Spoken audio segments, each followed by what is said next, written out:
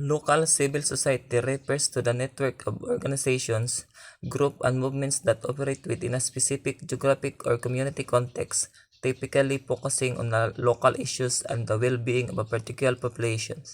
This organization may include grassroots groups, local charities, community-based organizations, and local advocacy groups.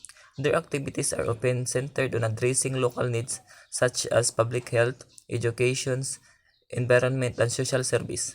Local civil society tends to be deeply connected to the community it serves, with members often sharing common interests, culture, or concerns. While the global civil society, on the other hand, refers to a broader transnational network of organizations, movements, and actors that work across national borders to address global challenges such as human rights, climate change, peace, and social justice. It includes international NGOs, global advocacy network, multinational activists, groups, and other actors that operate in multiple countries or across regions. Global civil society works on issues that require international cooperations, address problems that transcend individual countries, aiming for a broader systematic change on a global scale.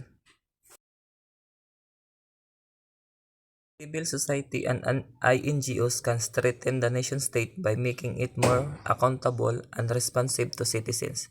Civil society organizations can provide information to citizens and governments, monitor government action, and advocate for alternative policies. INGOs can act as watchdogs to monitor actions that violate international law. Civil society as a separate from the market is a common understanding but is not always been the case.